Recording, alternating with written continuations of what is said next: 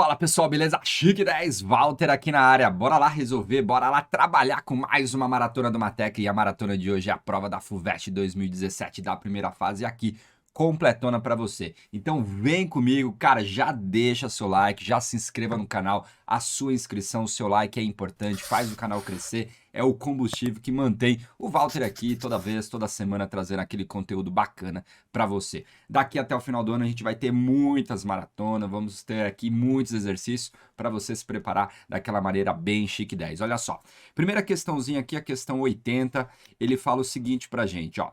Sejam A e B dois números inteiros positivos. Disse que A e B são equivalentes se a soma dos divisores positivos de A coincide com a soma dos divisores positivos de B. Constitui dois números, dois inteiros positivos equivalentes. Quais dos itens? Vamos lá.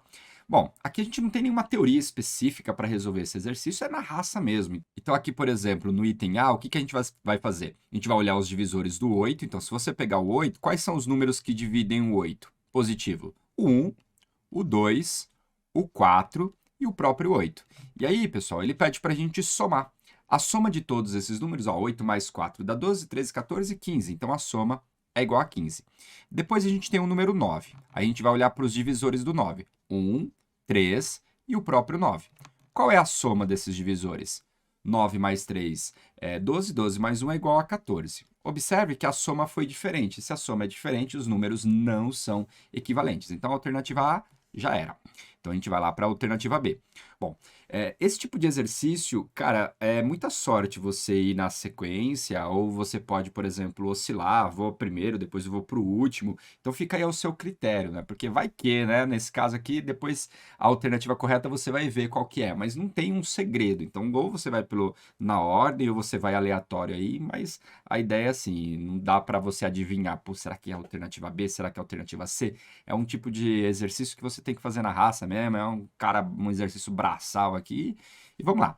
Bom, no item B a gente tem o 9, e a gente já sabe que a soma é igual a 14 pelo item anterior. Aí eu vou pegar o 11. Pessoal, o 11 é um número primo, então os únicos divisores que a gente tem positivo é o 1 e ele próprio. Só que aí o 1 e ele próprio, ou seja, 1 e o 11, a soma é igual a 12. Observe que 12 não é igual a 14, então esses dois carinhas não são equivalentes. Bora lá para o item C. Bom, a gente tem aqui o número 10. Quais são os divisores do 10? O 1, o 2, o 5 e o próprio 10. Então, a gente vai somar eles. Ó, 10 mais 5, 15, 16, 17 e 18. Então, a soma é igual a 18. Aí, depois aqui, ele pede para a gente avaliar o número 12. O 12, quais são os divisores do 12? A gente tem aqui o 1, o 2, o 3, o 4, aí o 5 não é, o 6, aí depois do 6, aí só o 12 para gente. Pessoal, claramente essa soma aqui, ela é maior que 18, ó. Essa soma é diferente de 18. Bom, se é diferente de 18, a alternativa C não pode ser. Então, descarta essa opção aqui. Bora para a alternativa D. Aqui já é legal, porque se for essa a resposta, matei. Se não for essa, é a outra, que é o item E, aí você nem precisa responder, por exemplo, o problema. Então, se você pega aqui o número 15, quais são os divisores do 15? O 1, aí o 2 não é, aí a gente tem o 3, aí a gente vai ter aqui o 5, e a gente vai ter, por exemplo, o próprio 15. Legal. Então, o que vai acontecer? A soma desses números, 15 mais 5 vai dar 20, perdão, aí 20 mais 3, 23, 24. Então, a gente tem a soma igual a 24. E depois a gente tem aqui o número 20. Se a gente for olhar para o 20, quais são os divisores? O 1, o 2, o 4, o 5, aí a gente tem o 10 e o próprio 20. E o próprio 20. Opa, observe que essa soma aqui vai extrapolar, vai passar de 24. Então, significa que essa soma ela é diferente do 24. Se é diferente do 24, também não pode ser a alternativa D. Então, por exclusão, deixo para você aí fazer. A alternativa correta é a alternativa E. Como é que é a nossa ideia?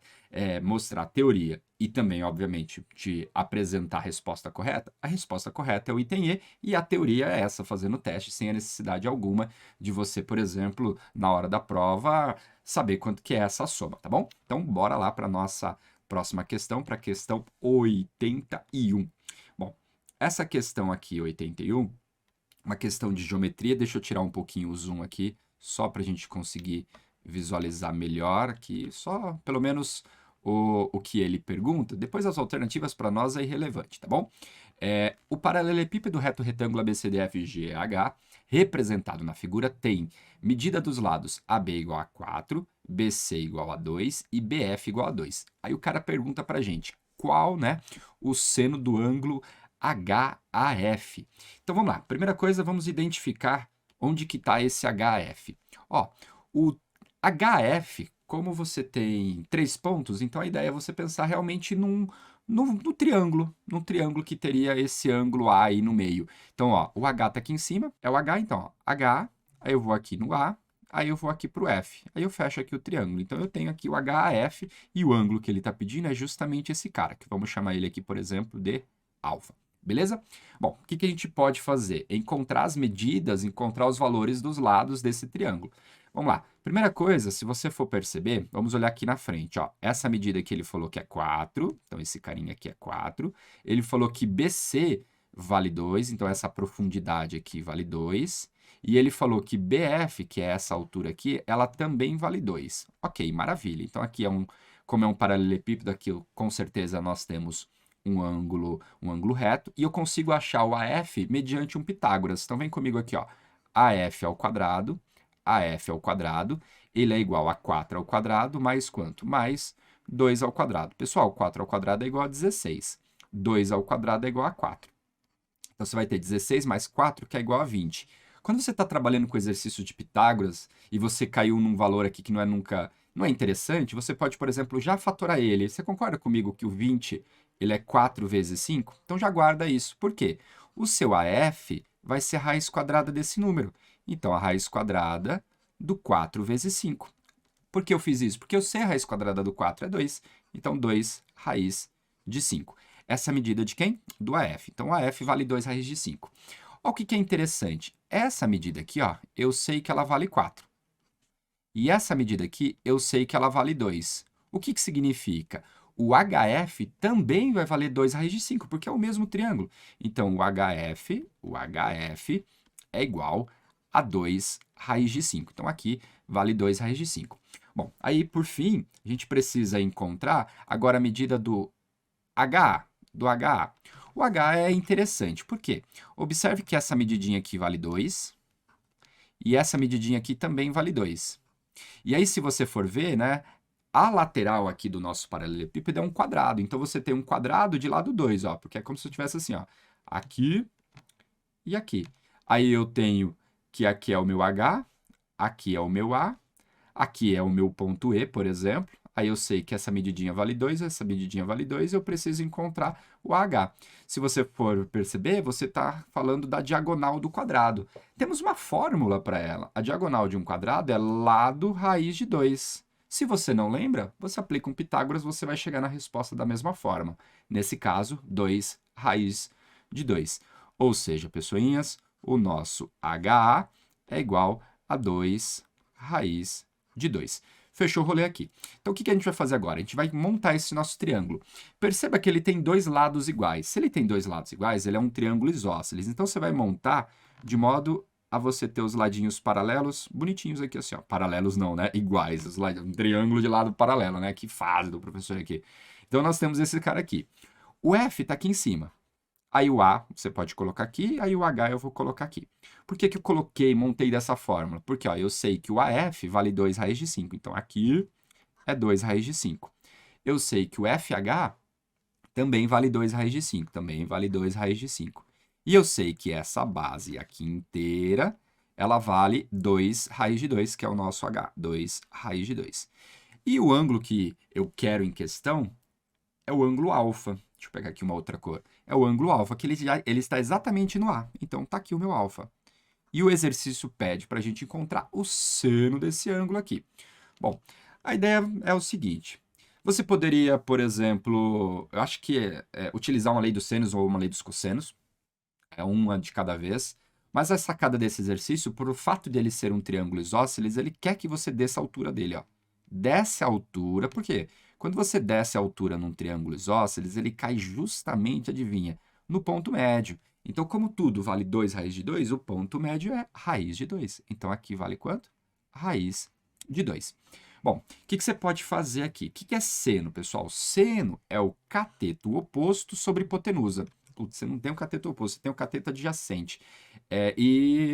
Então, o que vai acontecer? Você pode usar um Pitágoras. Vamos chamar essa medidinha aqui de um x. Então, a gente vai fazer assim, ó. 2 raiz de 5 ao quadrado. Pitágoras, hein? 2 raiz de 5 ao quadrado é igual a x ao quadrado mais a raiz de 2 ao quadrado. Nossa ideia é achar o x. Pessoal, o 2 raiz de 5 ao quadrado já fizemos a conta, né? Dá 20, porque 2 ao quadrado é 4. A raiz de 5 ao quadrado é 5. Aí 4 vezes 5 é 20. Então, 20 é igual a x ao quadrado mais quanto? Mais 2. Então, traz para cá. Ó. Vai ficar assim, ó, x ao quadrado é igual a 20 menos 2. Tanto faz a ordem, tá? Poderia estar lá, 20 menos 2 igual a x quadrado. É a mesma coisa. Isso daqui, pessoal, é igual a 18. Só que 18 é um número bom, sabia? Por quê? Porque eu posso escrever ele como sendo 9 vezes 2. Ah, então quem é o x? O x é a raiz quadrada de 9 vezes 2. Qual a raiz quadrada do 9? É 3, então 3 raiz de 2. Então essa medidinha aqui vale 3 raiz de 2. 3 raiz de 2. Portanto, para finalizar o rolê nosso aqui, finalmente, né, eu quero o seno do ângulo alfa. Como eu quero o seno do alfa, é cateto oposto, que é 3 raiz de 2, dividido por quem? Dividido pela hipotenusa, que é 2 raiz de 5. 2 raiz de 5. Agora, olha só que interessante. O que a gente precisa perceber? Observe que nas alternativas a raiz está embaixo. Se a raiz está embaixo, então a gente vai racionalizar o contrário. Olha que maravilha. Ao invés de a gente tirar a raiz de baixo, a gente vai tirar a raiz de cima, né? Então, eu vou multiplicar em cima e embaixo por raiz de 2. Vou multiplicar em cima e embaixo por raiz de 2. Olha só o que vai acontecer. 3 raiz de 2 vezes raiz de 2 fica 3 raiz do 4. Só que a raiz quadrada do 4, ou se você me preferir, vai ficar assim, ó, 3 vezes 2. Acho que é melhor, né? Porque raiz de 2 vezes raiz de 2 é raiz do 4, que é 2. Dividido por 2 vezes, ó, raiz de 5 vezes raiz de 2 dá raiz de 10. Raiz de 10. Mando o 2 embora, tá em cima e embaixo multiplicando, ou seja, o seno do ângulo alfa, ele vale 3 sobre a raiz de 10, não estou na frente aqui, então 3 sobre raiz de 10, isso corresponde à alternativa E. Beleza? Questão aqui marota, né? A segunda questão já veio com tudo pra gente. Bom, tô empolgadão aqui, ó. Vem comigo. Bora lá para a questão 82. A questão chata da prova. Nossa, cara, questãozinha chata. Se eu fiz essa questão 2 vezes, porque ó, a prova é de 2017. Se eu fiz, então aconteceu no final de 2016. Se eu fiz essa questão 2 vezes, foi muito, porque eu sempre pulo ela. Fiz ela na época e depois nunca mais eu fiz, porque é uma questão chata, não coloco em lista de exercício. Porque é uma questão que ela é específica, não tem nenhuma teoria e você tem que trabalhar na tentativa ou no teste. Então, ou seja, é uma questão que se cair você tem que fazer na hora. Para que você vai ficar fazendo ela novamente em outro momento? Por quê? Olha o que ele fala. João tem R$ 150 para comprar canetas em 3 lojas. Na loja A, as canetas são vendidas em dúzias e cada dúzia custa R$ 40. E há apenas 2 dúzias em estoque. Na loja B, as canetas são vendidas em pares. Cada par custa R$ 7,60 e há 10 pares em estoque. Na loja C, as canetas são vendidas avulsas. Cada caneta custa R$ 3,20 e há 25 canetas em estoque. O maior número de canetas que João pode comprar nas lojas A, B e C, utilizando no máximo R$ 150, é igual a quanto? Bom, a estratégia que a gente pode primeiro começar nesse exercício é verificar quanto que custa cada caneta. Por quê? Assim a gente já consegue, por exemplo, ir para a loja onde a gente vai conseguir comprar a caneta mais barata, porque quanto mais barata a caneta, talvez melhor aí fica a quantidade que a gente consegue comprar. Então, por exemplo, na loja A, as canetas, elas vêm em dúzias e a dúzia custa R$ 40. Então, a gente pode fazer, por exemplo, 40 dividido por 12. Antes de fazer essa divisão, eu consigo simplificar por 4. Então, fica 10 sobre 3. Pessoal, 10 sobre 3 é uma dízima periódica, é 3,333333. Então, a caneta na loja A custa R$ 3,33, mais ou menos. Na loja B, as canetas elas vêm parzinho, e o parzinho custa R$ 7,60. Então, seria 7,60 dividido por 2. Bom, a metade de 7 é 3,50, metade aqui do 0,6 é 30, então isso aqui vai dar 3,80. Então, a caneta aqui custa 3,80. Já na loja C, ele já deu. A caneta na loja C, ela custa 3,20. Então, 3,20. Então, o que isso significa? É interessante ele conseguir pegar o número máximo possível na loja A e na loja C. A loja B é um lugar onde ele tem poucas canetas para pegar lá e vai gastar muito, então às vezes não vale a pena. Observe que ó, ele tem 10 pares, 10 vezes 2 dá 20. 20 canetas ele já vai estar pagando R$ 76. Olha só, 20 canetas ele paga R$ 76. Por exemplo, por R$ 80 ele consegue comprar 24 canetas na loja A. Então você já consegue perceber aí que a loja B ela não é uma loja muito boa para se comprar aí. Então essas são as estratégias que você vai criando, mas pensar tudo isso na hora da prova é bastante chato, é bastante complicado. Então vamos pensar assim, na loja A, se ele esgotar a quantidade de canetas, então ele vai pagar R$ 40, R$ 40 eu vou comprar as duas dúzia que tem. Então eu vou gastar então um total de R$ 80. Vou gastar aqui R$ 80. Gastando R$ 80, eu vou conseguir ter 24 canetas. Ok. Depois disso, o que vai acontecer? Se eu pego 150 e tiro R$ 80, isso daqui vai dar exatamente R$ 70. É o que sobrou para ele. Esses R$ 70 eu vou investir aonde? Eu vou investir na loja C. Então agora eu vou verificar quantas canetas eu consigo comprar na loja C. Bom, lá na loja C a caneta é avulsa e custa R$ 3,20. Então você pode pegar os 70 e dividir por quem? Por 3,20. Então eu vou pegar e dividir por 3,20. Eu vou eliminar essa vírgula acrescentando um zerinho aqui. Então, a gente vai ficar com 700 dividido por 32. 70 dividido por 32 aqui vai dar um 2. 2 vezes 32 dá 64. 64 para 70, faltam 6. Ok, aí eu vou baixo 6. 60 dividido por 32 já não dá 2 de novo, né? Então, isso daqui significa que é 1. Então, eu consigo comprar 21 canetas, 21 canetas na loja C. Então, a gente teria aqui o valor dela, que é de 3,20. 3,20 vezes quanto? Vezes 21 canetas. Não preciso fazer essa conta. O importante para a gente é a quantidade de canetas. Eu consigo comprar 21 canetas. Gente, eu estou gastando já ó, no talo ali, no máximo possível. Então não vai sobrar 7,60 dessa conta, porque se sobrasse 7,60 eu conseguiria comprar mais canetas. Então significa que aqui ó, eu já consegui comprar 45 canetas. 45 canetas. Então, a gente já conseguiu aqui 45 canetas.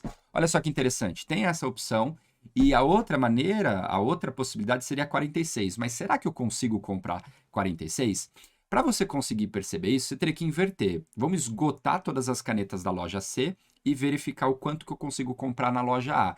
Então, seria uma opção ir por esse caminho.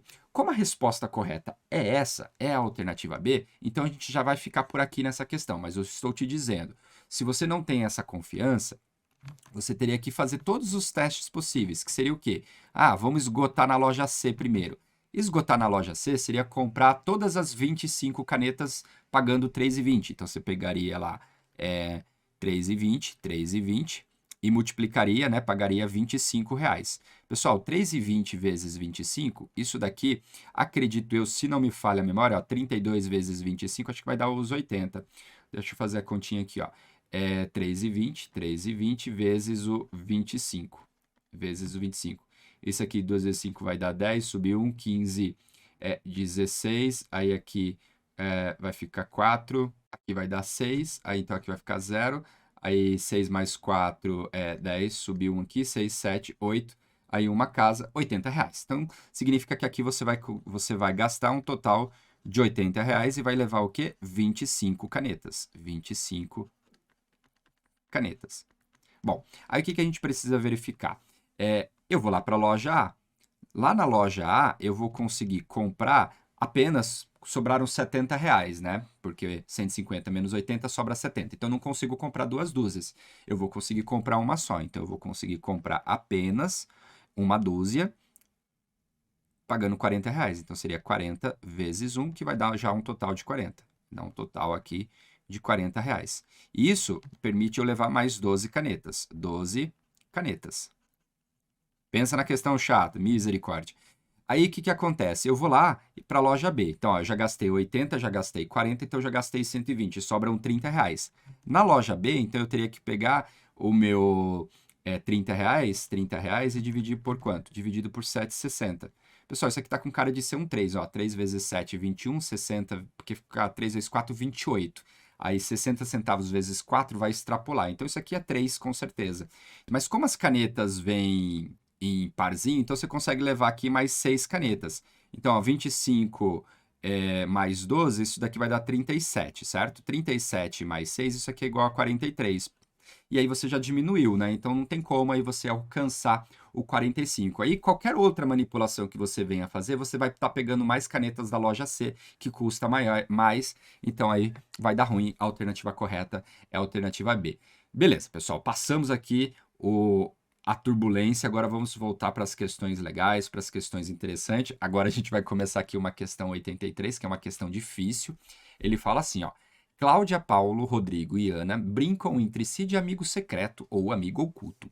Cada nome é escrito em um pedaço de papel que é colocado em uma urna e cada participante retira um deles ao acaso. A probabilidade de que nenhum participante retire seu próprio nome é... Para quem que estuda fundo análise combinatória e probabilidade, isso daqui está dentro de permutação caótica. Não vou resolver por permutação caótica, porque é uma fórmula que eu só fui atrás dela no dia que eu vi essa questão. Caso contrário, nunca tinha visto e eu até então não estudei a fundo muitas coisas da análise combinatória e essa permutação caótica acaba não aparecendo. Então a gente vai fazer o quê? Na raça. O que é fazer na raça? Observe, pessoal, que você tem 4 pessoas. A Cláudia, vou colocar em ordem alfabética. Você tem a Ana, a Cláudia, o PQR, o Pedro e o Rodrigo, ok? E aí o que vai acontecer? Imagine que você fixou essa ordem. Está fixada essa ordem aqui. Eu não quero que as pessoas tirem o seu próprio nome. Então, a primeira coisa que a gente vai fazer é permutar, verificar todas as ordens possíveis que a gente consegue com essa sequência. Então, assim, ó, fixado A na primeira casinha, então, fixado A aqui na primeira casinha, a gente poderia ter A, CPR, então, A, CPR, aí eu poderia ter o A, CRP, aí eu poderia ter o A, aí já matei o C, então vamos pegar aqui o P. Então, eu poderia ter o P, deixa eu trocar aqui a cor, PCR, ou eu poderia ter o A, P, RC, ou eu poderia ter aqui o A RRCP, ou aqui eu poderia ter o A, R, P e C. Então a gente tem 6 sequências que começam com A. Aí a gente vai ter 6 sequências que começam com cada uma das outras letras. Mas eu vou desistir aqui de copiar com várias cores, então eu vou manter uma cor só. Aqui a próxima é a letra C. Então a gente vai olhar todas as sequências que começam aqui com a letra C. Então, beleza? Então, vou colocar aqui primeiro. Aí a gente vai ter APR, APR, ARP. Aí depois RAP, RPA. E aí depois PAR. E depois aqui a gente vai ter o PRA, PRA. Depois disso, a gente olha para as sequências que começam com P. Então, a gente vai olhar para os grupinhos que começam com P. Aí a gente vai ter ACR, ACIR. Aí a gente tem o ARC. Aí eu tenho o CAR. Aí eu tenho o CRA. Aí eu tenho o RAC e eu tenho o RCA. Depois aqui, ó, para finalizar, a gente tem todas as sequências que começam com R. Então, todas as sequências que começam com R. Ok, aí a gente vai ter aqui o ACP, depois o APC, o CAP, o CPA, depois o PAC e o PCA. Fechou o rolê. Essas são todas as sequências. Tá bom, Walter, mas por que você fez isso? Como eu falei para vocês, a ideia é o seguinte. Imagine que a Ana, ela não pode tirar nenhuma sequência dessa fileira aqui. Ela não pode tirar nenhuma sequência da primeira fileira. Por que não pode? Porque é onde coincide com a posição dela. Então, é como se a gente fizesse assim, ó. Eu estou fixando a posição ACPR. Poderia ser qualquer outra posição. Quando eu fixar essa posição, ninguém pode tirar o seu nome. Então, significa que ninguém pode tirar um papelzinho que está na sua posição. Então, significa que essa parcela, essa parcela, essa parcela, essa daqui e essa não pode. Por quê? Qualquer sequência dessa teria a Ana na primeira posição. Aí a gente vem para outra. Bom, se eu venho para outra, significa que eu não posso ter o C na segunda posição. Então, a gente não tem o C na segunda posição e não tem o A na primeira posição. E aí, o que que a gente vai fazer? A gente vai olhar para a terceira, o P. O P não pode estar na terceira posição. Então, a gente elimina essa. Ok, então aí todos os outros ninguém está coincidindo.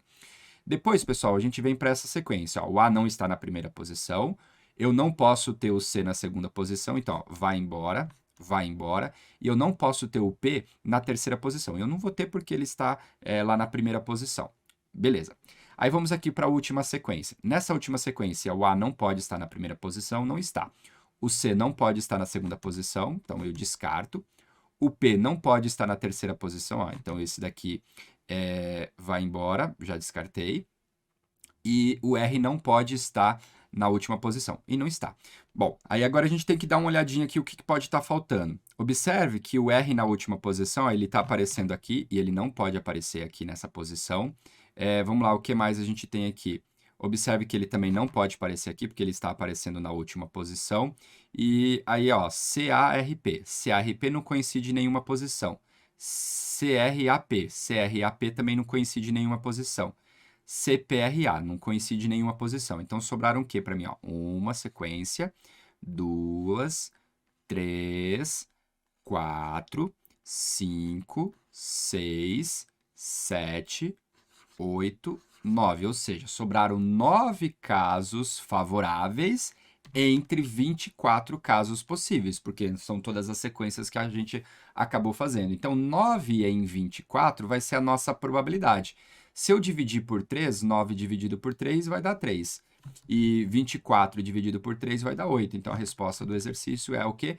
3 oitavos, e aí a questão se torna correta na alternativa C. Então, qual que é a ideia? Fixa uma posição. Fixou essa posição, elimina todo mundo que ocupa aquela específica posição. Se você tivesse colocado uma outra sequência de letras aqui, você teria riscado outras posições aqui, mas não tem problema. O que importa é sempre que vai dar 9 sobre 24 de qualquer forma, tá bom? Então vamos lá para a nossa próxima questão. Uma questão aqui 84, uma questão também bastante interessante para a gente estudar, para a gente recordar algumas coisinhas aqui. Deixa eu só acertar as minhas cores aqui, maravilha. Ele fala o seguinte, ó. O retângulo ABCD representado na figura tem lados de comprimento AB como sendo 3, BC como sendo 4. O ponto P pertence ao lado BC e PB é igual a 1. Os pontos R e ST pertencem aos lados AB, CD e AD, respectivamente. O segmento RS é paralelo a AD e intercepta ADP no ponto Q. O segmento TQ é paralelo a AB. Ok. Sendo x o comprimento de AR, o maior valor da soma das áreas do retângulo ARQT, do triângulo CQP e do triângulo DQS, para x variando no intervalo aberto de 0 até 3 é... Então, vamos lá. Ó, x é o comprimento do AR, que está aqui esse desenho. Aí ele falou para a gente olhar para o retângulo ARQT, então eu vou olhar aqui para o retângulo, deixa eu trocar aqui a minha cor, ARQT, então, ó, ARQT, eu tenho que olhar para esse retângulo, eu preciso olhar para o triângulo CQP, então eu vou olhar para o triângulo CQP, ok, e eu vou olhar para o triângulo DQS, é esse triângulo aqui. Ok, o que ele pede para a gente? Ele quer saber qual tem que ser o valor de x para que a área desses três juntos seja a maior possível. É isso que ele está pedindo para a gente determinar. Qual é o valor de x para essa área ser a maior possível. Vamos lá. Primeira coisa que a gente precisa fazer é encontrar as dimensões de todos os objetos aqui para a gente calcular a sua área. No retângulo é base vezes altura. No triângulo é base vezes altura dividido por 2. Então vamos lá, o que a gente precisa fazer? Vem comigo aqui, ó. Primeira coisa, pessoal, ele falou que o BP vale 1, então essa medidinha aqui vale 1. O AB, todo aqui embaixo, vale 3. Tudo aqui vale 4, então tudo isso daqui vale 4. Então, como eu sei que esse pedaço aqui vale 1, aqui é igual a 3. Aí eu sei que, como é um retângulo, aqui vale 3 também. Isso já é muito bom. Isso é muito bom. Por quê? Como é 3, significa que esse lado é igual a esse, 3 por 3. Então, se é 3 por 3, aqui além de formar um ângulo de 90 graus, o que vai acontecer? É um triângulo isósceles. é um triângulo isósceles e, no caso aqui, se você precisar, esse ângulo aqui é um ângulo de 45 graus. 45 graus. Por que que isso é interessante ser 45 graus? Porque como é 45 graus e ele falou que o SR é paralelo ao BC, significa que aqui também vale 90 graus, e se essa medida é x, esse triângulozinho aqui também é um triângulo isósceles, então aqui também vai valer x. Então esse triângulo DQS, eu já sei as dimensões dele, é x por x. Ok. Outra coisa que a gente precisa saber. Observe que no triângulo CPQ, eu preciso da sua área. Eu já sei que a base é 3, então eu posso considerar o 3 como base. Eu precisaria da sua altura. Ó. A altura, pessoal, é essa medidinha aqui. Então, o que que a gente pode fazer? Eu sei que tudo isso daqui vale 3, só que esse pedacinho aqui vale x, então aqui vai ficar o quê? 3 menos x. Então, aqui é 3 menos x. Legal. E aí, para finalizar, aqui é o seguinte, como eu já sei que esse pedaço aqui vale x, ó, tudo isso daqui vale 4. E eu já sei que esse pedacinho aqui vale x, então aqui vai ficar o quê? 4 menos x. E aí fechou. Então eu já tenho as dimensões de tudo que a gente precisa. Agora é só ir fazer conta, né? Com muitas aspas. Então o que que a gente vai ter? A área em função de x, ela vai ser a área do retângulo ARQT, então ARQT, mais a área do triângulo PCQ, mais a área do triângulo PCQ, mais a área do triângulo DSQ, DSQ. Ok, então vamos lá. Qual é a área do retângulo? É base vezes altura, então é x vezes 4 menos x. 4 menos x, mais. Qual é a área do triângulo? Base vezes altura dividido por 2. O triângulo PCQ, a base é 3, a altura é 3 menos x, dividido por quanto? Dividido por 2. Maravilha. Mais, o triângulo DSQ também é base vezes altura dividido por 2. Então, é x vezes x vezes x, base vezes altura, dividido por 2. Lembre-se, triângulos retângulos é cateto vezes cateto dividido por 2. Ok. Agora, o que a gente vai fazer? Organizar essa expressão. Então, a gente vai ficar com o seguinte, deixa eu puxar aqui um pouquinho mais para cá, depois eu dou uma visão panorâmica de tudo que a gente fez aqui, ó. X vezes 4 vai ficar 4x, x vezes menos x fica menos x ao quadrado, ok. Agora, ó, 3 vezes 3 vai ficar 9, então vai ficar 9. Observe que tem 1 sobre 2, então já vou escrever aqui, ó, 9 sobre 2. 3 vezes o menos x vai ficar menos 3x, então menos 3x. Observe que isso aqui também está sobre 2, então aqui vai ficar sobre 2. Por quê? É como se eu estivesse fazendo a distributiva do 3 sobre 2. Então é 3 sobre 2 vezes 3, 9 sobre 2. 3 sobre 2 vezes menos x, menos 3x sobre 2. E depois aqui, por fim, mais x ao quadrado sobre 2. Ok, então a minha área em função de x agora é só organizar. Então, o que eu vou fazer? Eu vou pegar a expressão menos x ao quadrado e tenho que somar com x quadrado sobre 2. Pessoal, isso daqui é menos 1 somado com meio. Então, isso aqui dá menos meio. Menos meio. Então, é menos meio de x ao quadrado sobre 2, tá bom? Então, menos meio de x ao quadrado. Ou, se você preferir, ó, 2 vezes menos 1 dá menos 2. Menos 2 mais 1 vai dar menos 1. Então, isso aqui fica menos x ao quadrado sobre 2. Ok. Agora, a gente vai olhar as parcelinhas, deixa eu apagar aqui, que tem o x, ó. Parcelinha que tem o x é o 4x menos quem? 3x sobre 2, 3x sobre 2, ó. Esse cara vai multiplicar, 2 vezes 4x vai dar 8x, 8 menos 3, ó, 8 menos 3, isso daqui é igual a 5, então 2 vezes 4 dá 8, 8 menos 3 dá 5, então vai ficar 5x sobre 2. Então, mais 5x sobre 2. Ok, e aí depois, para finalizar, a gente tem o mais 9 sobre 2, então mais 9 sobre 2, que é o único que sobrou aqui de número. 9 sobre 2.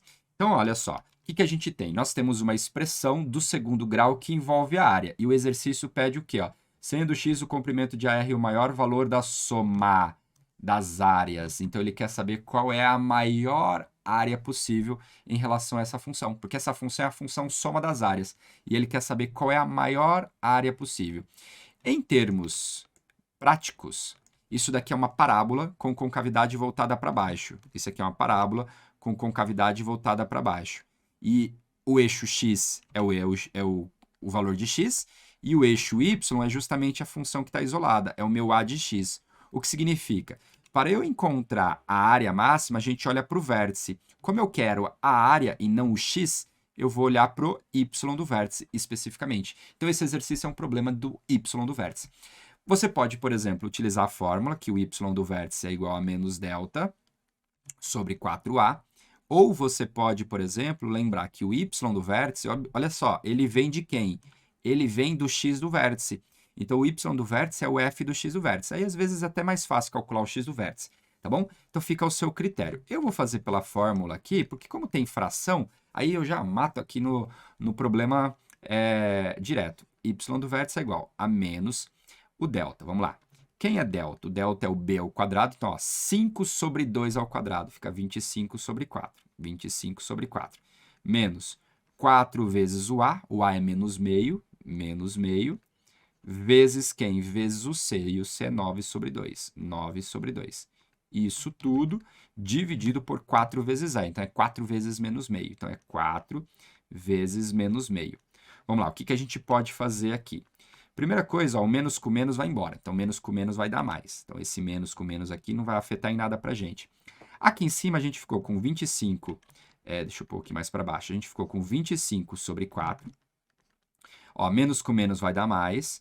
4 vezes 9, isso daqui é igual a 36. Então, a gente vai ficar com 36. Aqui também sobre 4, porque tem um 2 vezes 2. Isso tudo dividido por 4 vezes o... 4 vezes menos meio. 4 vezes menos meio, né? O menos eu já mandei embora. 4 vezes meio vai ficar 2. Então, aqui dividido por 2. Bom, o que vai acontecer aqui? Ó, 25 mais 36, isso daqui está com cara de ser 61. Então, a gente vai ficar com 61 sobre 4 e dividido por 2. Pessoal, se você está dividindo por 4 e depois está dividindo por 2, é como se você estivesse dividindo por 8. Então, isso aqui vai dar 61 sobre 8. E isso corresponde à alternativa correta, como sendo a alternativa A. Então, a questão aqui bastante difícil, né? Porque ela envolve, além da visualização, de você enxergar tudo isso que a gente fez no desenho, tem ainda a parte da função quadrática. Então, é uma questão aqui muito, muito disciplinar aqui, né? Nesse sentido, tá bom? Vamos lá fazer mais uma questão. Outra questão de geometria. Essa prova, ela judiou em geometria. Era uma prova onde estava a prova de geometria, né? As questões de geometria não estavam simples, estavam bem complicadas. Essa aqui é a nossa questão 85. Ele fala o seguinte, ó. Na figura, o retângulo ABCD tem lados de comprimento o AB medindo 4, então toda essa base aqui mede 4. Eu já vou direto para o desenho, tá? O BC, ele disse que mede 2, então toda essa alturinha aqui vai medir 2, então essa altura mede 2. Seja M o ponto médio do lado BC e seja N o ponto médio do lado CD. Os segmentos AM e AC interceptam o segmento BN nos pontos E e F, respectivamente. Pergunta: qual é a área do triângulo AEF? Então, ó, A, E e F. O cara quer que a gente encontre essa área em vermelho. Então, como que a gente vai fazer? Qual que é a estratégia? A estratégia para resolver esse exercício é decompor a minha figura. Observe que a área, vou até escrever aqui assim, ó, a área do triângulo AEF, ela pode ser encontrada olhando a área do triângulo ABF, ó, ABF, então eu posso olhar a área do triângulo ABF, menos a área do triângulo ABE. Observe que se eu pego, então, o maior e tiro aquela de baixo, tiro o menor, vai sobrar exatamente o que eu quero. Então, menos a área do triângulo ABE. A, B e E. E aí, agora, partiu encontrar todas essas áreas, né? A área do ABF e a área do ABE para conseguir resolver o nosso exercício. Beleza. Então, vamos lá. O que a gente vai fazer aqui primeiro? Deixa eu escolher uma cor aqui. Vou pegar um laranja aqui. Ó, o que a gente consegue? Eu preciso, por exemplo, saber essa altura, que eu vou chamar ela de H1, e eu preciso saber... Deixa eu trocar de cor aqui. Vou pegar aqui um azul mais escuro. Ó, eu preciso saber essa altura, que eu vou chamar ela de H1zão, H1, e essa altura aqui que eu vou chamar ela de H2. Então, essa altura aqui eu vou chamar ela de H2. Por que que eu preciso saber elas? Porque é base vezes altura. E a base eu tenho, a base é 4. Então, a gente precisaria dessa altura. Então, vamos lá. Qual altura a gente consegue achar primeiro? A H1. A altura H1, observe que esse pedacinho que falta eu consigo encontrar. Por quê? Tudo vale 2. Se tudo vale 2 e aquele pedaço de baixo vale H1, então significa que esse carinha aqui, ele é 2 menos o H1. 2 menos o H1. E depois disso, o que que a gente vai fazer? Observe, pessoal, que esse triângulo que está aqui ó, de ponta cabeça, ele é semelhante ao triângulo que a gente está querendo, ao grandão. Por que que ele é semelhante, Walter?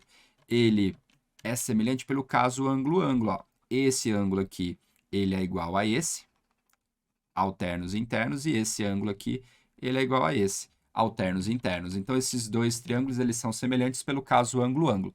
Bom, se eles são semelhantes, o que que a gente pode fazer? Ó? A base do triângulo maior, que é o 4, está para a base do triângulo menor. N é ponto médio, então esse carinha aqui vale 2. Assim como a altura do triângulo maior, que é o H1, está para a altura do triângulo menor, que é 2 menos H1. 2 menos o H1. Agora é só fazer continha. Pessoal, 4 dividido por 2 vai dar 2. Então, 2 é igual a H1 dividido por 2 menos H1. Se eu multiplicar em cruz aqui, então a gente vai ter H1 vezes 1 vai dar H1. Igual 2 vezes 2 vai dar 4. 2 vezes menos H1 vai ficar menos 2H1. Passando o 2H1 para cá, então a gente vai ficar com o seguinte, H1 mais o 2H1 que está chegando vai ficar 3H1. Então, 3H1, isso daqui é igual a 4, então significa que o meu H1 é igual a 4 terços. Maravilha, então a gente já tem aqui essa resposta. O H1 vale 4 terços. Agora, a parte difícil do exercício foi perceber o H2. Por quê? Olha a sacada do problema. Esse cara vale 2, e esse cara aqui também vale 2. E aqui é um ângulo de 90 graus. O que que isso significa? Este ângulo é igual a esse, e mais, ele é de 45 graus. Por quê? Porque é 2 por 2, triângulo retângulo, é 45 graus. Então, esse ângulo aqui eu sei que vale 45 graus. Consequentemente, esse aqui eu também sei que vale 45 graus, né? Porque tudo dava 90. O que que é legal de perceber, então? Que essa medida, que é o H2, ela vai estar aqui também. Então, esse carinha aqui também vale H2. E aí, a sacada agora do exercício, questão difícil, hein? É você usar uma semelhança de triângulos. Esse cara aqui, ó, esse triângulo. Então, o triângulo A, se você quiser chamar esse cara aqui de H, AHE, ele é semelhante ao triângulo ABM, ao triângulo ABM. Por que que eles são semelhantes? Porque ambos têm o ângulo A e ambos têm o ângulo de 90 graus. Então, né, porque aqui é 90 graus. Pelo caso ângulo-ângulo, eles são semelhantes, que fazem... Então, vamos lá. M, pessoal, é ponto médio, então significa que essa medidinha aqui vale 1. Então, ó, 1 está para H2, 1 está para H2, ou seja, a altura do maior está para a altura do menor, assim como a base do maior, que é 4, está para a base do menor. A base do menor é isso aqui, ó, pessoal. Isso aqui é o quê? É 4 menos H2, é 4 menos H2. Bom, agora é multiplicação em cruz. Então, vai ficar 4H2, 4H2, igual a 4 menos o H2. Trazendo para cá, então, a gente vai ficar com 5H2. Então, 5H2, 5H2, igual a 4. Então, significa que o H2 é igual a 4 quintos. Então, H2 é igual a 4 quintos. 4 sobre 5. Fechou, né? Agora é só fazer a continha aí, finalmente, a conta que eu preciso, que é a área do triângulo AEF. EF. Bom, primeira área, que é a área do triângulo ABF. Pessoal, a área do triângulo ABF, me permita agora, vou dar uma limpada aqui. Vou limpar, tirar tudo que eu não quero. E agora vamos ficar bonito de ver, ó. A área do triângulo ABF, ó, é base vezes a altura dividido por 2. A base é 4. A altura é o nosso H1, que é o 4 terços. Então, base vezes a altura dividido por 2. Pessoal, dividir por 2 é a mesma coisa que multiplicar por meio. Não se esqueçam disso, para você não precisar montar uma fraçãozona, tá bom? Menos a área do ABE. A área do ABE Então, vamos lá. Qual que é a área do AB? A área do AB é essa aqui, ó. Base vezes a altura dividido por 2. Então, a base é 4, a altura é 4/5, dividido por 2. Dividir por 2 é a mesma coisa que multiplicar por meio. Ok. Então, o que vai ficar aqui, ó? 4 vezes 4 dá 16, então vai ficar 16 sobre 6, menos 20... 4 vezes 4 é 16, né? Então, menos 16 sobre 10. Menos 16 sobre 10. Ó, aqui, o que a gente pode fazer? Eu posso tirar o MMC, se você quiser, aqui, entre o 6 e o 10. O MMC entre 6 e o 10 é o 30.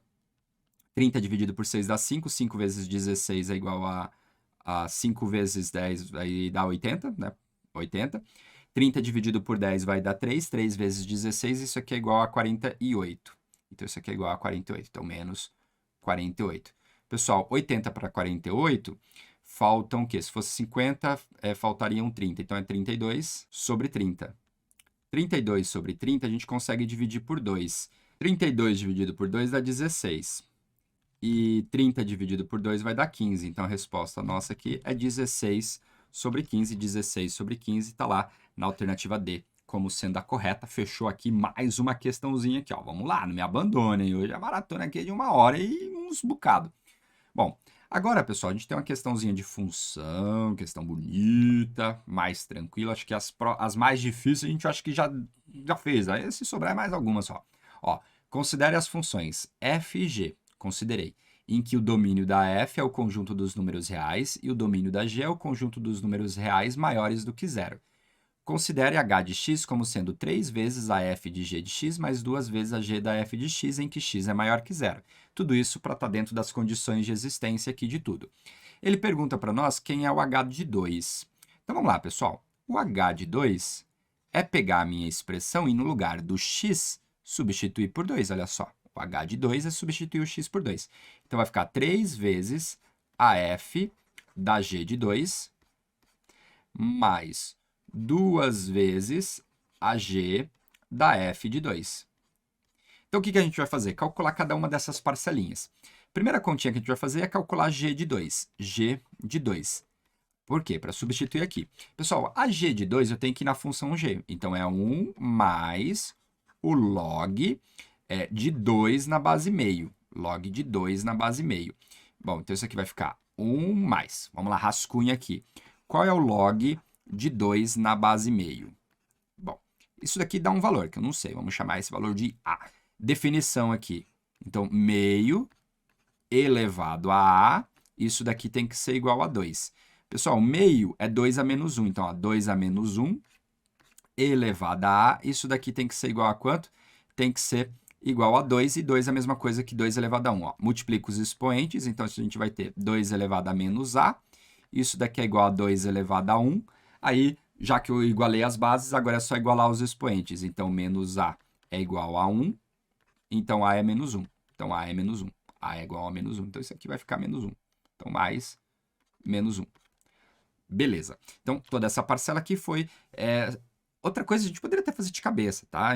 O que eu não quis, eu quis justificar aqui para você, ó. Mas meio elevado a 2, ó, para que você tenha uma fração e vire um número inteiro, o expoente tem que ser negativo. Tem que ser negativo para inverter. E meio, qual é o inverso do meio? O inverso do meio é 2, então por isso tinha que ser meio elevado a menos 1, por isso que o A é menos 1. Essa é uma interpretação que você pode fazer utilizando apenas as propriedades de potência. E 1 mais menos 1, isso aqui dá 0. Então, g de 2 é igual a 0. Depois eu preciso calcular o f de 2.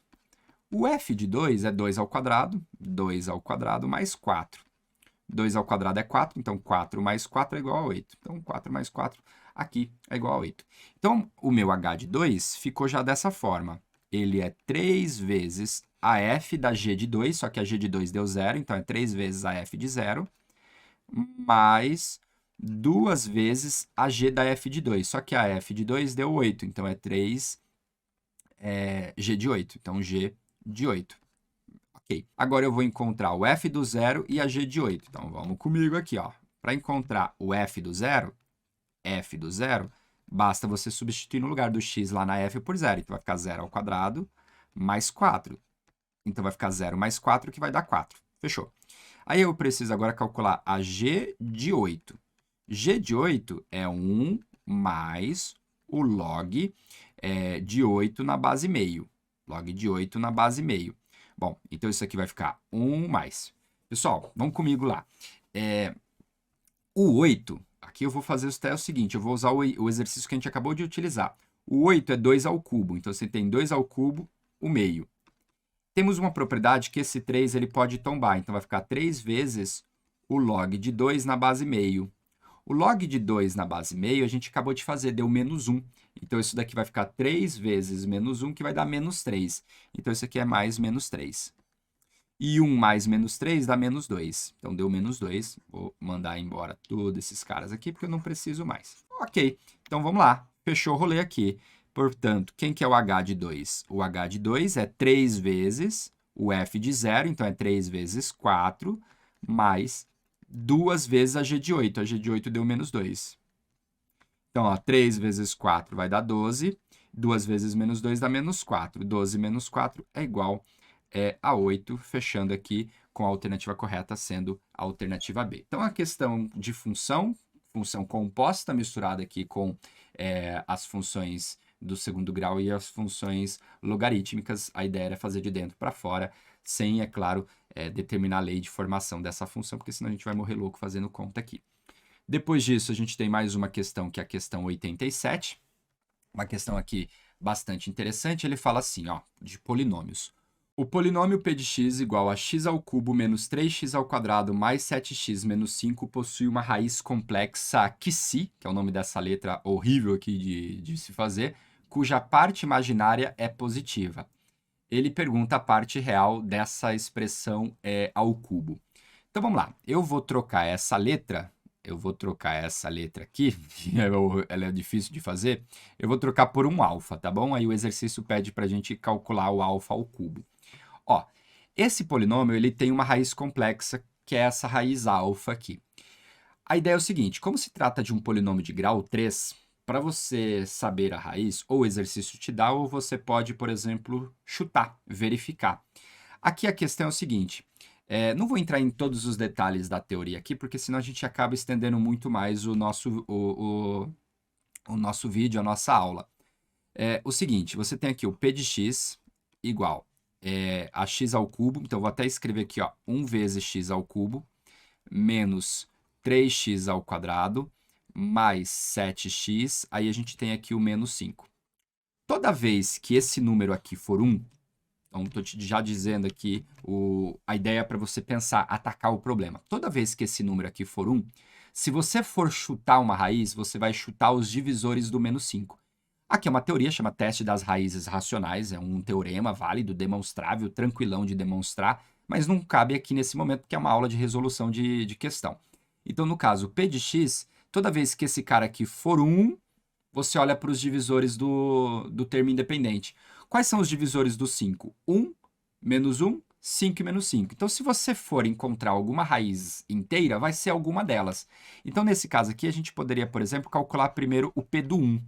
Observe que o p do 1 é 1 vezes 1 ao cubo, que vai dar 1. Menos 3 vezes 1 ao quadrado, então é 3 vezes 1. Mais 7 vezes 1, menos 5. Isso aqui, ó, 1 vezes 1 vai dar 1, 3 vezes 1 vai dar 3, só que é menos 3, então aqui vai ficar mais 7 e o menos 5. Pessoal, 1 menos 3 dá menos 2. Menos 2 mais 7 dá 5. 5 menos 5, 0. Bingo. O que isso significa? Significa que 1 é raiz. Ô, Walter, se não fosse a questão não ia ser perguntada para você. Ele perguntou, ele montou a questão justamente para você ir por esse caminho, ok? Beleza. Quando você sabe uma raiz, aí a gente utiliza o dispositivo de Brio-Ruffini, que é o Briot-Ruffini. Para que ele serve? Ele serve para a gente diminuir a ordem, baixar a ordem do nosso polinômio de modo a fatorar ele.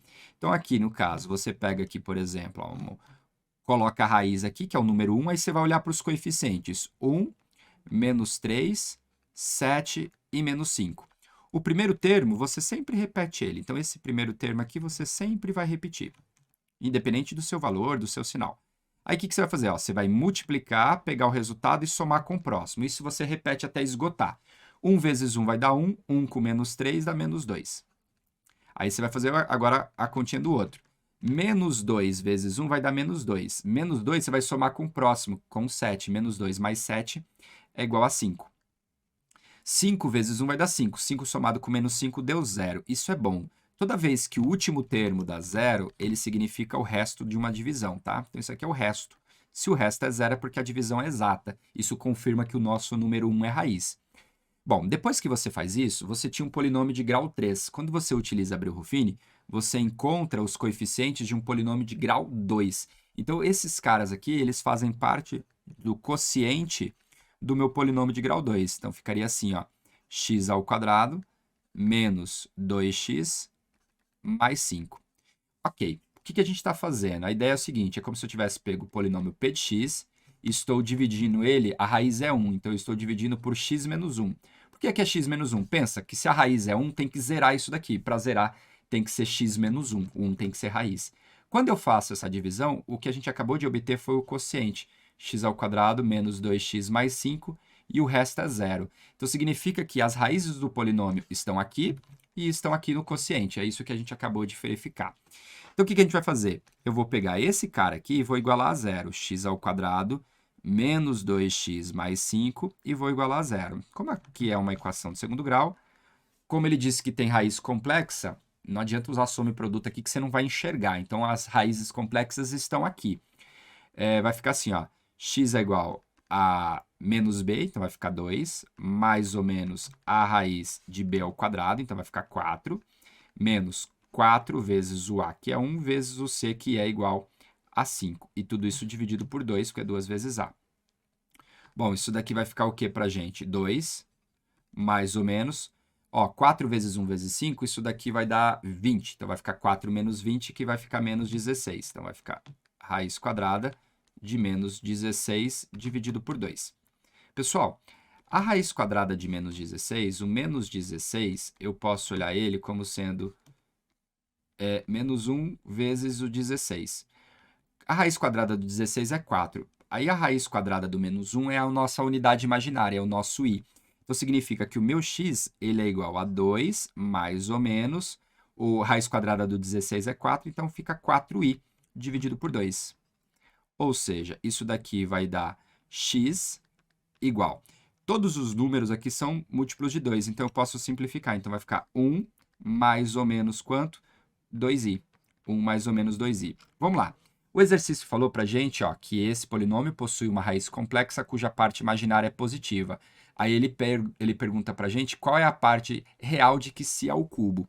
Então, significa que esses dois valores de x, eu vou pegar aquele que tem a parte imaginária positiva. Então, a raiz que ele está falando para a gente, que é a nossa raiz alfa, ela vai ser a raiz 1 mais 2i. 1 mais 2i. Não satisfeito com isso, o cara pediu para você levar esse número ao cubo e pegar a parte real. Então, você vai pegar esse número ao cubo, 1 mais o 2i, e olhar para a parte real dele. Então, é isso que a gente vai fazer. Bom, aqui tem dois caminhos. Ou você faz a distributiva, 1 mais 2i, vezes 1 mais 2i, vezes 1 mais 2i. Porém, pessoal, existem alguns pontos da matemática que a gente aprende e não é à toa. Quando você tem uma expressão, por exemplo, a mais b elevado ao cubo, isso é um produto notável. Ele tem uma fórmula, cubo do primeiro, mais 3 vezes o primeiro ao quadrado vezes o segundo, mais 3 vezes o primeiro vezes o segundo ao quadrado, mais o cubo do segundo. O cubo do segundo. E eu acredito que ele queria que você usasse essa fórmula para você ganhar tempo, tá? Porque caso contrário, daria, né, você teria que fazer a distributiva de 3 termos e vai dar mais trabalho. Então aqui eu vou usar ela, ó. Cubo do primeiro, mais 3 vezes o primeiro ao quadrado vezes o segundo, mais 3 vezes o primeiro vezes o segundo ao quadrado, mais o quê? Mais o cubo do segundo. Mais o cubo do segundo. Por que ele queria que eu fosse por esse caminho? 1 ao cubo dá 1. Observe que essa parcela ela tem um i, e ele não vai embora daqui. Significa que isso aqui é parte imaginária, e ele não entra na minha conta. Por quê, Walter? Porque o cara quer a parte real. Então, esse termo aqui, ele não serve para mim. Ó, aqui vai servir, ó, 3, ó, vamos lá aqui, ó, 2 ao quadrado vai dar 4, 4 vezes 3 vai dar um 12, então a gente vai ter um 12 aqui, mais um 12 vezes. Observe que a gente vai ter i ao quadrado. I ao quadrado, ele tem a propriedade de ser menos 1, então isso aqui é vezes menos 1. Aí aqui é interessante, ó, a gente vai ter um i ao cubo. I ao cubo, pessoal, ele é uma unidade imaginária, porque se i ao quadrado vale menos 1, se eu multiplicar por i de novo, vai dar menos i. Então, essa parcela tem parte imaginária, então ela não serve para nós. Então, a gente vai olhar só para isso daqui. Ou seja, isso vai ser igual a 1 menos 12, e 1 menos 12 é igual a menos 11. Nada impede de você fazer 1 mais 2i vezes 1 mais 2i vezes 1 mais 2i, faz a distributiva, você vai chegar no resultado do mesmo jeito. Cabe a mim mostrar aqui outras maneiras de você obter a mesma resposta, e a alternativa correta é a alternativa A, tá bom? Vamos lá para a nossa próxima questão aqui 88. Essa questão, ele fala o seguinte, pensa numa prova puxada, né? Um reservatório de água tem o formato de um cone circular reto. O diâmetro de sua base, que está apoiada sobre o chão horizontal, é igual a 8 metros. Sua altura é igual a 12 metros. A partir de um instante em que o reservatório está completamente vazio, inicia-se o seu enchimento com água a uma vazão constante de 500 litros por minuto. O tempo gasto para que o nível de água atinja metade da altura do reservatório é de aproximadamente quanto? Aí ele deu aqui o volume do cone circular reto. Então, ó, um reservatório de água tem o formato de um cone circular reto. O diâmetro de sua base, que está apoiada sobre o chão horizontal. O diâmetro de sua base, que está apoiada sobre o chão horizontal, mede 8. Então, vamos pensar o seguinte, ó. Eu tenho algo mais ou menos assim. Então, ele pode puxar. Ele vem aqui. Esse é o nosso cone. Ele falou que o diâmetro da base mede 8, então significa que o raio mede 4. Aí ele falou o seguinte, ó, um reservatório de alta tal, o diâmetro de sua base tal, a sua altura mede 12. Então, a sua altura, então tudo isso daqui mede 12. Maravilha. A partir de um instante que o reservatório está completamente vazio, inicia-se o seu enchimento com água a uma vazão constante de 500 litros por minuto. O tempo gasto para que o nível de água atinja a metade da altura do reservatório. Então, significa que eu quero encher água até a metade. Então, eu quero encher água até a altura ser 6. Quando a altura for 6, a gente vai ter aqui um conezinho em cima, mais um tronco de cone aqui embaixo. Aí, o que a gente precisa achar? O volume desse tronco de cone, tá bom? Então, é isso que a gente vai fazer. A estratégia é o seguinte, se você há de concordar comigo que o volume do tronco, sem fórmula, tá? Obviamente, a gente vai usar só a fórmula que ele nos deu. Ele é o volume do cone maior,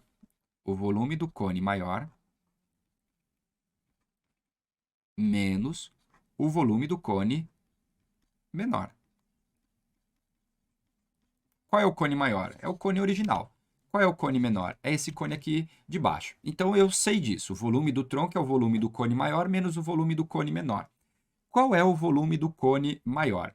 O volume do cone maior já está pronto. Esse eu consigo calcular. Por quê? É 1/3 da área da base. Eu tenho o raio, então é π vezes o raio ao quadrado. 1/3 da área da base vezes a altura, só que a altura dele é quanto? É igual a 12. Aí eu preciso encontrar o volume do cone menor. O volume do cone menor, eu tenho a sua altura, né? Porque como até aqui é 6, significa que até lá em cima, para chegar no restante, faltam mais 6. O que eu não sei é o seu raio, mas eu consigo encontrar o seu raio. Como, Walter? A gente pode utilizar aqui uma semelhança de triângulos. Eu posso usar aqui uma semelhança de triângulos. Sempre essa semelhança vai existir aqui. Cabe a nós identificar o que a gente tem de informação. Observe que aqui vale 4. Aqui eu não sei, vamos chamar de errinho. Eu sei que tudo vale 12 e esse pequenininho aqui vale 6. Então, o que eu posso fazer? Ó? 4 está para o errinho, assim como a altura do triângulo maior, que é 12, está para a altura do triângulo menor, que é igual a 6. Se você for perceber, pessoal, como a altura cai na metade, então significa que o triângulo pequenininho, todas as medidas vai ser metade do triângulo maior. Esse é um caminho para a gente fazer. Então, o que isso significa aí na prática? Isso aqui vai dar 2. Então, meu R é igual a 2, pequenininho. Então, esse cara aqui é 2. Então, o que vai acontecer? O seu volume então, vai ficar menos 1/3 da área da base, então é π vezes r ao quadrado, vezes a altura, que é igual a quanto? Que é igual a 6. Agora é só fazer conta para a gente trabalhar aqui. Então, a gente vai ficar com 1/3. Ó, esse 12 dividido por 3, ó, 12 dividido por 3 vai dar 4. Então, vai ficar 4 vezes π vezes 16, menos 6 dividido por 3 vai dar um 2. Então, vai ficar um 2 vezes π vezes 4. Então, aqui vai ficar assim, ó, 16 vezes 4 vai dar 64. Então, a gente vai ficar com 64 π menos 8π. Menos 8π. 64 menos 8, isso aqui dá 56. Então, a gente vai ficar com 56π. Aí ele pede para a gente substituir o π por aproximadamente 3,14, né? Sacanagem. Então, isso daqui vai ficar 56 vezes 3,14. E essa conta aqui eu vou colocar a resposta para vocês. 175,84. 175,84. Ok, isso daqui, pessoal, é metros cúbicos, porque tudo que a gente fez em conta aqui é metros cúbicos. Aí ele falou o seguinte, olha só. Essa torneira, né, a partir de um instante que o reservatório está completamente, inicia seu enchimento com água, uma vazão constante de 500 litros por minuto. O que mais a gente precisa saber aqui? Ele quer saber quantas horas a gente consegue levar. Primeira coisa que 1 metro cúbico, isso equivale a 1.000 litros. Então, você pode, por exemplo, transformar esse volume em litros. Basta a gente multiplicar por 1.000. Então, isso aqui vai dar 17584. Basta acrescentar mais um zerinho. Isso daqui, litros. E aí ele falou que ele enche 500 litros por minuto. Basta a gente, então, pegar esse cara aqui e dividir por 500. Então, eu vou pegar esse volume e vou dividir por 500. Então, a gente vai ficar com 17584 e 0. E vou dividir ele por quanto? Vou dividir por 500. Ó, eu posso cancelar esse 0. Então, vou cancelar esse 0. Então, a gente vai ficar com 17584. Isso aqui dividido por quanto? Dividido por 50. Aqui vem uma dica minha. Multiplica por 2 esse número aqui, ó. Se você multiplicar por 2, você pega lá 17584. Se você vai fazer ele vezes 2, aqui vai ficar 8, aqui vai ficar 16, subiu 1, 10, 11, subiu 1, 14 mais 1 dá 15, subiu 1, 2 mais 1 aqui vai dar 3. Então, isso daqui vai dar um total de 3, 5, 1, 6, 8. Isso aqui dividido por 100, porque eu multipliquei por 2. E eu fiz isso de propósito, porque dividir por 100, a vírgula vem para cá. Então, esse cara aqui, ele vai dar 351 minutos. 351 minutos. Vamos buscar a nossa resposta agora, finalmente. Ó, tirei aqui o zoom, só para ficar melhor da gente enxergar. Ó, 351 minutos. Pessoal, ou é 4, ou é 5, ou são 6 horas. Se você for pegar aqui, uma hora tem 60 minutos, então se você for olhar 5 horas, isso daqui já dá 5 vezes 6, já vai dar 300 minutos. 300 minutos. 300 minutos. Então, com certeza, é 5 horas, porque se você pega 6 vezes 6, isso daqui vai dar 36, vai passar. Então, isso aqui é 300 minutos, 300 minutos, mais 51 minutos. Porque eu quebrei. 300 minutos é 5 horas, mais 51 minutos. Bom, isso aqui tá bom demais, né? Por quê? 5 horas e 51 minutos é a alternativa C, é o mais próximo que a gente vai ter aqui, tá bom demais e beleza. Vamos lá, mais uma questãozinha, questão 89. Ele fala o seguinte pra gente. Duas circunferências com raios 1 e 2 têm centros no primeiro quadrante do plano cartesiano e ambas tangenciam os dois eixos coordenados. Essas circunferências se interceptam em dois pontos distintos de coordenadas, x1, y1 e x2, y2. Pergunta, qual é o valor dessa expressão aqui que nós temos?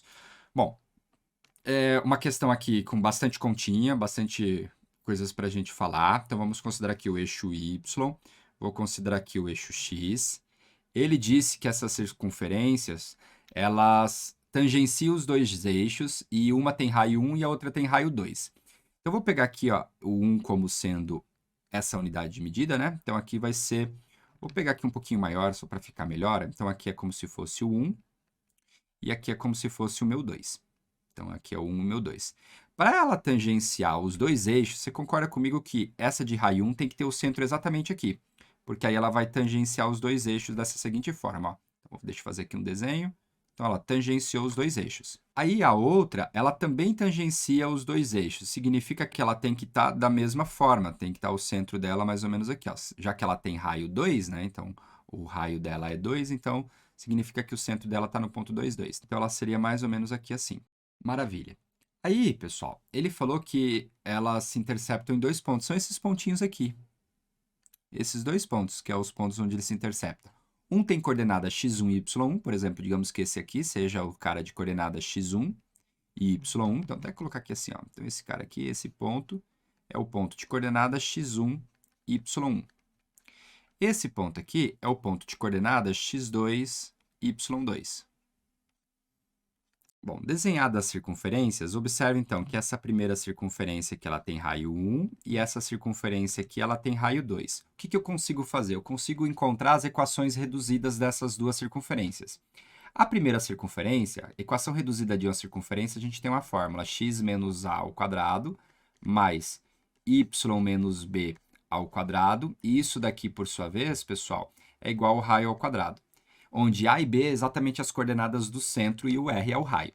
Então, nesse caso, eu posso utilizar o número 1, então vai ficar assim, ó, x menos 1 ao quadrado, mais o quê? Y menos 1 ao quadrado, isso daqui é igual ao raio ao quadrado, que é igual a 1. Da segunda equação, a gente tem o seguinte, x menos 2 ao quadrado, mais y menos 2 ao quadrado, isso daqui, por sua vez, é igual a quanto? É igual a 4. Então, a nossa ideia agora é manipular essa expressão de modo a entender como que esse x1 mais y1 e x2 mais y2 aparece na minha continha. Olha só que legal aqui. Se você, por exemplo, pegar essa primeira expressão e desenvolver, você vai ter o quadrado do primeiro, menos 2 vezes o primeiro vezes o segundo, então menos 2 vezes o primeiro vezes o segundo, então vai ficar menos 2x, mais quadrado do segundo. A segunda vai ficar a mesma coisa, então quadrado do primeiro, menos 2 vezes o primeiro vezes o segundo, mais quadrado do segundo, isso por sua vez é igual a 1. Se você pegar a segunda, então você vai ficar com quadrado do primeiro, menos 2 vezes o primeiro vezes o segundo, mais quadrado do segundo, e aqui repete isso aqui com y, quadrado do primeiro, menos 2 vezes o primeiro vezes o segundo, mais o segundo ao quadrado. Isso aqui, por sua vez, é igual a 4. Legal. O que eu posso fazer? Eu vou fazer o seguinte, eu vou pegar a equação de baixo e vou subtrair da equação de cima. Então, eu vou subtrair. Vou pegar de baixo e vou subtrair da de cima. Por quê? Vai ficar o seguinte, ó, x² menos x², vai embora. Menos 4x com menos 2x vai ficar menos 2x. 4 menos 1 vai ficar 3. y² menos y² vai embora.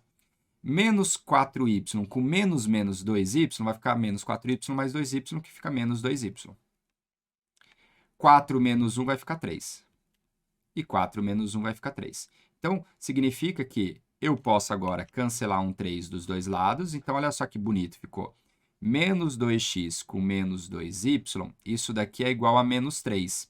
Colocando o menos 2 em evidência, então ficou menos 2, que multiplica o quê, pessoal? Que multiplica x mais y, isso daqui é igual a quanto? A menos 3. Então significa que x mais y, isso daqui é igual a menos 3 dividido por menos 2. Menos com menos dá mais, então isso aqui é 3 sobre 2. Opa, isso deu bom. Por que que deu bom?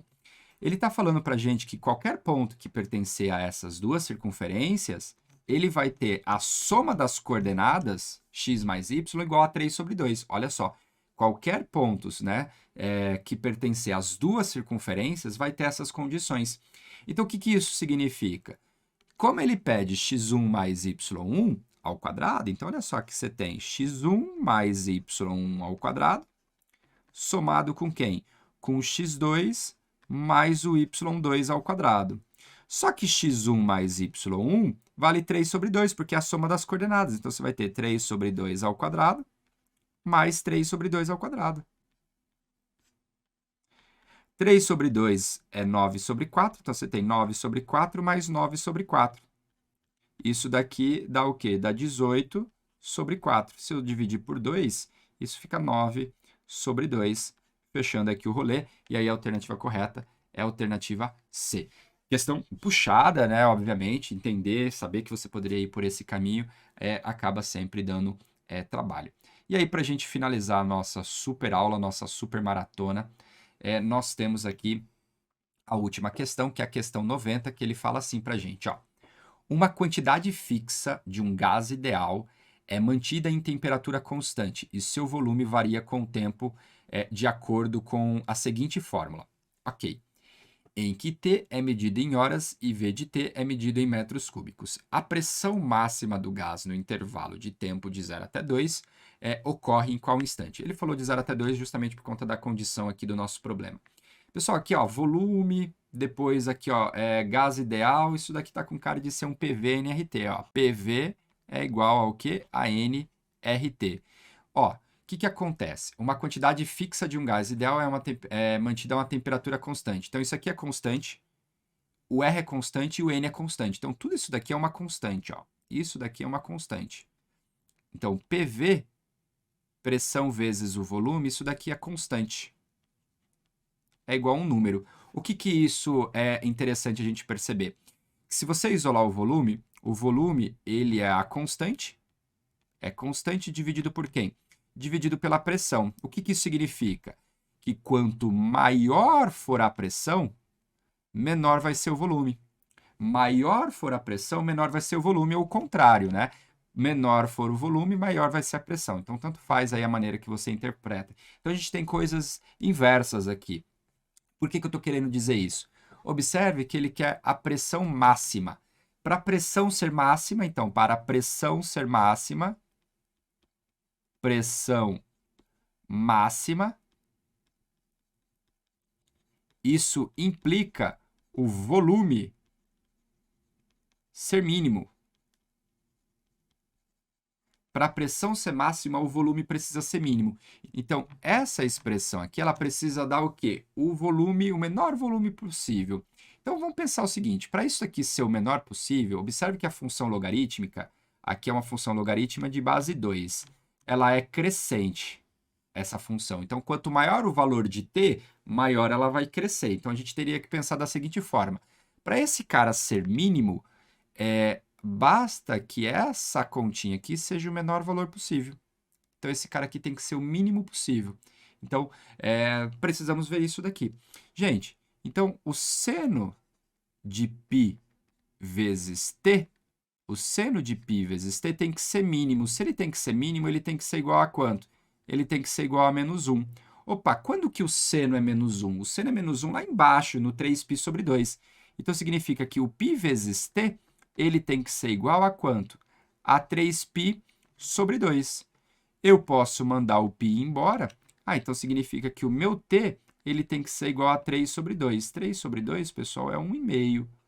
Então, o tempo para que isso ocorra tem que ser de 1,5. Alternativa correta aí, como sendo a nossa alternativa D. Observe que qualquer outro valor estaria fora desse intervalo, né? Porque isso aqui poderia ser 3 mais 2π vezes k, né?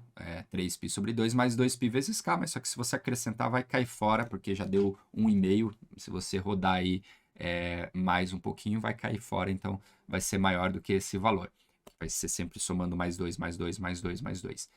Então, pessoal, fechamos aqui, encerramos nossa super maratona. Maratona é isso, né? Ninguém corre com menos de 1 hora, né? Uma super maratona. Então, espero aqui que você tenha gostado da aula, que você tenha entendido o máximo possível. Tentei dar o meu melhor, como sempre. Espero que você tenha gostado. Um super abraço, até a próxima aula.